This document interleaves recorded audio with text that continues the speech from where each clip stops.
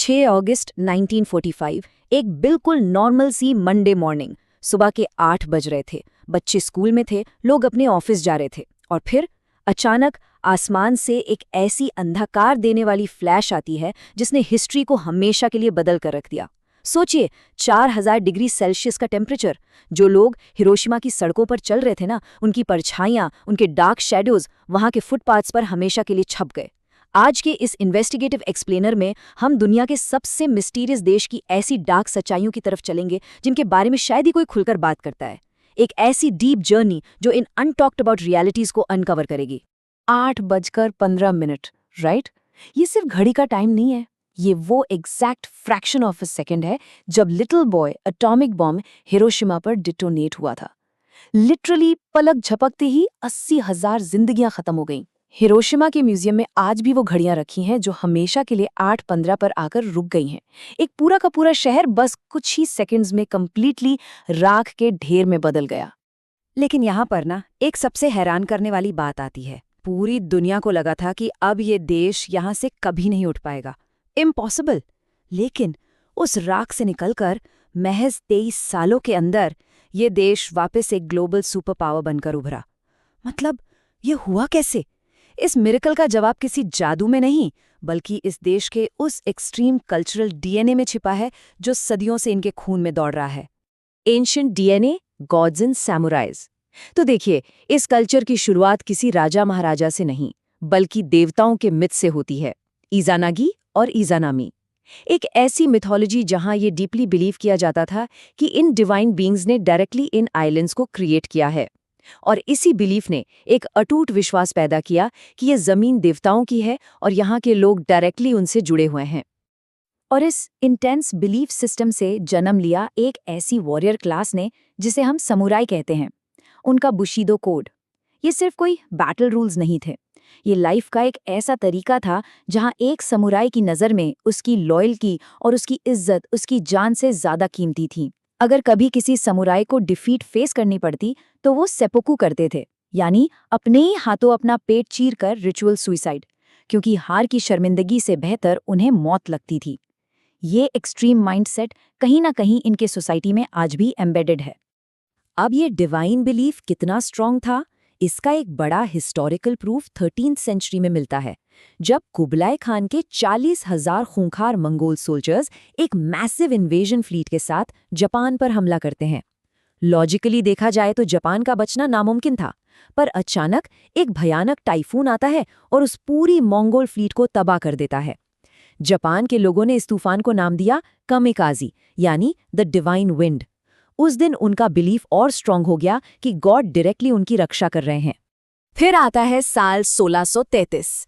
Western colonisation के डर से जापान एक ऐसा टोटल एक्सट्रीम स्टेप लेता है जो हिस्ट्री में रेयर है।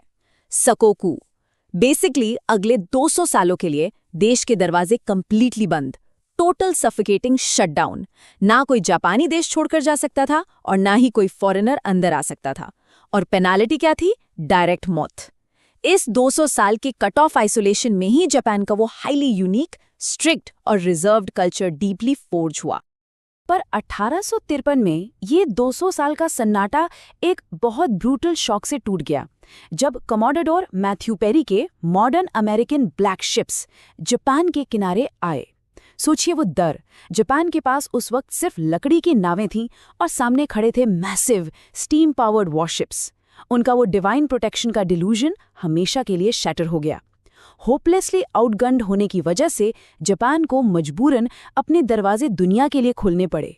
मेजी रेस्टोरेशन टू अटर रुइन। दरवाजे खुलते ही जापान ने शुरू किया हिस्ट्री का सबसे अग्रेसिव स्प्रिंट, जिसे मेजी रेस्टोरेशन कहा जाता है। सिर्फ 50 सालों के अंदर जापान ने वेस्टर्न टेक मिलिट्री को इतनी तेजी से अब्सॉर्ब किया कि 1905 में उन्होंने रशियन एम्पायर को हराकर पूरी दुनिया को स्टन कर दिया। लेकिन यही रिलेंटलेस ग्रीड और स्पीड उन्हें वापस एक हॉरिफाइंग रास्ते पर ले जा रही थी। इस चेन ऑफ इवेंट्स पर ध्यान दीजिए। वेस्टर्न पावर्स की तरह जापान ने एक ग्रेटर एशिया बनाने के लिए अपने एम्पायर का अग्रेसिव एक्सपेंशन शुरू किया। इसके रिएक्शन में अमेरिका ने एम्बागोज लगा दिए, जिसकी वजह से जापान का ऑयल और रिसोर्सेज इफेक्टिवली कट ऑफ हो गया। सिवियर स्टार्वेशन, और इसी डेस्परेट स्टेज में 1941 में जापान ने हिस्ट्री का सबसे फेटल, रेकलेस मूव चला, पर्ल हार्बर पर सरप्राइज अटैक। ये वो चिंगारी थी जिसने इन्हें सीधे एक वर्ल्ड वॉर में लाकर खड़ा कर दिया, जिसका एंड रिजल्ट थी पॉट्सडम डिक्लेरेशन की वो chilling warning, prompt and utter destruction.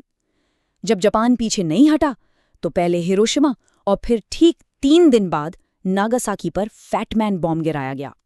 हमने शुरू में बात की थी उस फ्लैश की, राइट? ये एक ऐसी अनइमेजिनेबल ट्रेजेडी थी जिसका दर्द, वो डिस्ट्रक्शन आज भी उन स्ट्रीट्स पर फील किया जा सकता है। और इस डिस्ट्रक्शन के ठीक बाद आया एक ऐसा पॉइंट जिसने completely brain wash Japanese society को उनके कोर तक तोड़ दिया। एम्परर हिरोहितो, जिन्हें लोग पर्सनली एक लिविंग गॉड मानते थे, उन्होंने पहली बार रेडियो पर आकर एब्सोल्यूट अनकंडीशनल सरेंडर अनाउंस किया। सोचिए, एक भगवान का रेडियो पर आकर आम इंसान की तरह हार मान लेना, ये सोसाइटी के लिए एटॉमिक बॉम्ब जैसा ही शैटर कर देने वाला मोमेंट था। The Phoenix economic miracle. पर ठीक यहां से ना ह्यूमन स्पिरिट की सबसे फैसिनेटिंग रिकवरी शुरू होती है। एक देश जो लिटरली राख में बदल चुका था, वो एक फीनिक्स की तरह वापस खड़ा होता है। और सबसे कमाल की बात, ये रीबर्थ बिना एक भी न्यूक्लियर वेपन यूज किए या डेवलप किए अचीव किया गया। इस अनबिलीवेबल मिरेकल के पीछे एक ड्राइविंग फिलॉसफी थी जिसे कहते हैं काइजन, यानी continuous relentless improvement. Toyota production system जैसे मॉडल्स ने उस एंशिएंट सैमुराई एक्सट्रीम डेडिकेशन को सीधे मॉडर्न कॉर्पोरेट एफिशिएंसी में चैनल कर दिया। उस वॉर के रुइनेशन से उठकर ग्लोबल सुपर पावर बनने का राज यही था। वर्कर्स के पास पावर थी एक माइनर डिफेक्ट दिखने पर पूरी प्रोडक्शन लाइन रोक देने की। परफेक्शन के लिए ऐसी रिलेंटलेस ड्राइव अब इनके डीएनए का हिस्सा बन गई थी। और देखते ही देखते तबाही के महज कुछ ही दशकों के अंदर सोनी, होंडा, पैनासोनिक, कैनन और निंटेंडो जैसे मैसिव कॉन्ग्लोमरेट्स उस राख से उठे। इन्होंने ग्लोबल टेक और मैन्युफैक्चरिंग मार्केट पर ऐसे राज किया जैसे उनका कोई मुकाबला ही ना हो। डेटा को देखिए, 1968 आते आते जापान ऑफिशियली दुनिया की सेकेंड लार्जेस्ट कैपिटलिस्ट इकोनॉमी बन चुका था। ये नंबर्स अपने आप में स्टैगरिंग हैं, पर यहाँ रुककर सोचने वाली बात यह है कि इस रिलेंटलेस ड्राइव और हाइपर एफिशिएंसी की आखिर कीमत किसने चुकाई? इस ग्रिम रियलिटी को समझना जरूरी है। The hidden toll, Japan's dark secrets. आइए अब उन चमकती हुई नियॉन लाइट्स के पीछे उस डार्कनेस को देखते हैं, एक ऐसी क्लॉस्ट्रोफोबिक रियलिटी जो इस हेवी इकोनॉमिक सक्सेस के नीचे दबी हुई है। आपने कभी करोशी के बारे में सुना है? ये कोई स्ट्रीट स्लैंग या मजाक नहीं है, ये डायरेक्टली जापानीज गवर्नमेंट द्वारा रिकॉग्नाइज्ड एक ऑफिशियल मेडिकल कंडीशन है। इसका लिटरल मतलब है मौत जो हद से ज्यादा काम करने से आती है। कॉर्पोरेट लॉयल्टी का वो सैमुराई लेवल एक्सपेक्टेशन कि लोग फिजिकली अपने आप को मौत की हद तक एग्जॉस्ट कर देते हैं। ऑफिशियल डेटा बताता है कि लोग इस एक्सपेक्टेशंस को मीट करने के लिए लिटरली अपनी जान दे रहे हैं। और जो इस सफोकेटिंग एक्सट्रीम प्रेशर में सर्वाइव नहीं कर पाते, उनके साथ क्या होता है? यहां जन्म लेती है हिकिकोमोरी कंडीशन। स्टैटिस्टिक्स बहुत डार्क हैं। करीब 1 मिलियन जापानीज यूथ, 1 मिलियन लोग जो ऑफिशियली आइसोलेशन में हैं, इन्होंने समाज के इस परफेक्शन वाले एक्सपेक्टेशन से डर कर खुद को सालों या दशकों तक अपने ही कमरों में लॉक कर लिया है। ये सोसाइटी के उस रूथलेस प्रेशर का एक हार्ट ब्रेकिंग रिस्पॉन्स है। और जब ये डिस्पेयर आउट ऑफ कंट्रोल होता है, तब कुछ लोग माउंट फुजी के बेस पर उस डार्क जंगल की खामोशी का रख करते हैं। ओकीगारा, द सी ऑफ ट्रीज। ये सुइसाइड क्राइसिस सच में इतना ज्यादा डीप और डार्क है कि जापानीज गवर्नमेंट ने इस इनफेमस जगह से रिकवरी के ऑफिशियल नंबर्स तक पब्लिश करना परमानेंटली बंद कर दिया है, ताकि लोग इसकी तरफ और ड्रॉन ना हो। A lonely robotic future. इन छुपे हुए दर्द के बीच एक बिल्कुल अनप्रेसिडेंटेड और कोल्ड मॉडर्न क्राइसिस जापान के सामने है।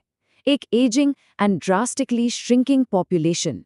प्रोजेक्शंस बताते हैं कि 2050 तक उनकी आबादी 100 मिलियन से भी नीचे गिर जाएगी।